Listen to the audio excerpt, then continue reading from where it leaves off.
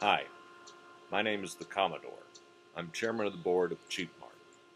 Thank you for gathering here and staying after work today, even though I know you're still on the clock and didn't have much choice.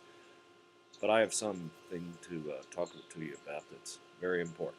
And I'm going to speak from the heart. I don't really have a lot of notes, although my lawyers told me I ought to be speaking from notes. That isn't my way. That's not the Cheap Mart way. We speak from the heart. As I said, I'm chairman of the board of the organization. I'm the governor's boss. I'm the boss of this entire worldwide organization. In fact, if you wonder why I look like this, I have to leave tomorrow. I'm going on safari, um, hunting, it's my thing. But, and I know you have a very important union election coming up that I'm going to talk to you about in a minute. And this will be the last chance on behalf of the company, or the top person in the company, has a chance to tell you what we think about it. Of course, really, I'm just going on a trip to find new places where there's cheap labor where I can exploit them to manufacture cheap goods that we can sell and rip off the American consumer. Bob, let's, of course, edit that out of the final speech. Okay, thanks. But back to this vote coming up Thursday afternoon, less about 48 hours from now. Usually, this would be again on the eve of the election, within 24 hours, the lawyers say. But I'm going to be gone. I want you to hear what I have to say. I cannot think of a more important vote you've ever taken in your life. Not a presidential election, not at your church or synagogue, um, not at your club. You do belong to a club, I'm sure, your country club or something. This is the most important vote because it's about you, your family, and look around this room. Everybody in this room, your coworkers, your work family. You're going to be asked to vote yes or no, and I'm asking you to vote no. No, you do not want to be represented by this bunch of pirates called irate. It's a union. Yeah, it's a union.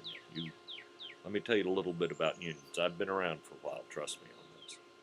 During my day, they've been influenced by communists, collectivists, socialists, Marxists, the mafia. Even on their best day, they're there to stick their hand in your pocket and take your money in something called union dues. Now, they probably haven't talked a whole lot about union dues so far. I hear they've been having some meetings, and there's been a lot of online stuff and posting on the company message boards, which I could have shut down.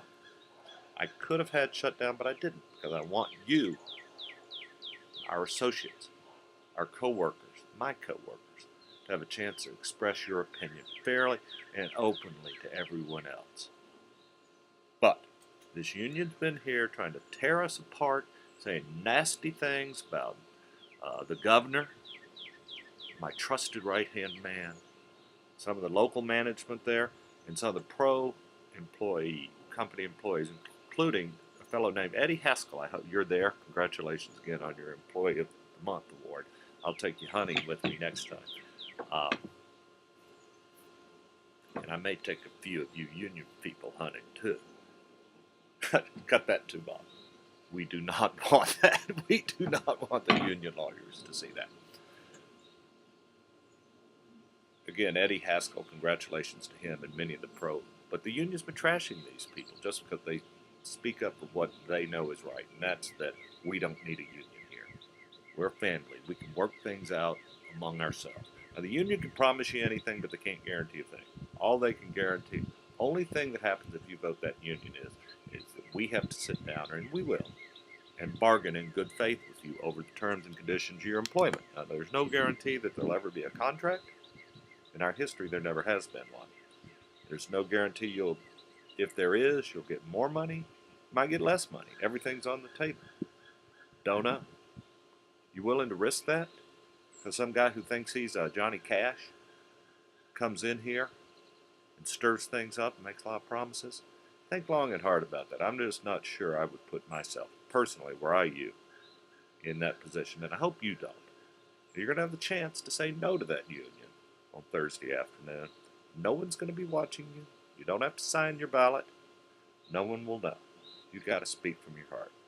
What does your wife think about it? Your husband, your mom, your dad, your kids. Talk to them.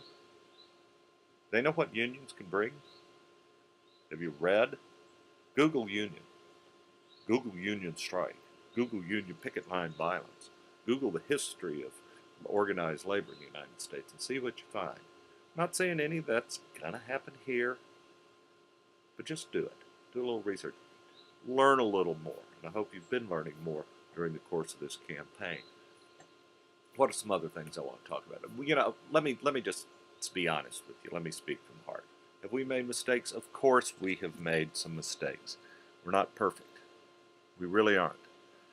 We've that guy Plainview. Oh, by the way, he's been terminated. The store manager. What's the timing on this, Bob? Okay, he's going to be terminated the morning of the election. So again, cut this and don't let this leak out. Okay. We've made some mistakes. That doesn't mean we can't and won't fix them. I've listened to you. We've listened to you. All of us have listened to some of the points you've made. There's some fair ones. There's some good ones.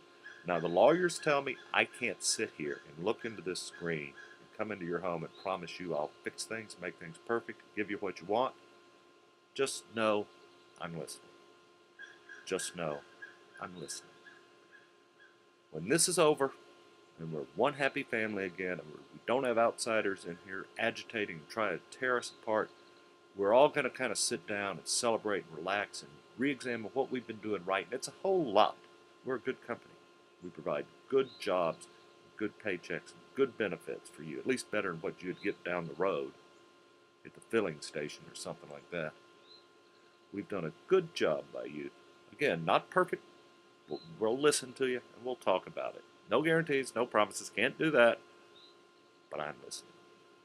Finally, in closing, I'm asking you from my heart, my big heart, from the backyard of my small, humble estate here that was paid for by honest, hard labor without a union. You understand that?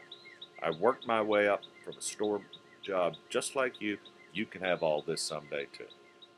But no union can guarantee you that. The only thing that can guarantee you that is hard work, turning a profit, working with your coworkers, doing the best you can every day at the job and at home when you go home too.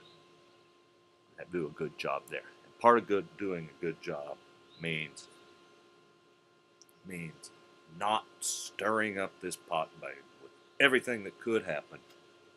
Everything that could not. I'm not saying it would, but everything that could possibly happen if we bring a union into our lives. Closing, thank you. Thanks for your service. Thanks for being part of the Cheap Mart family. And thank you for your no vote on Thursday afternoon. Bye-bye.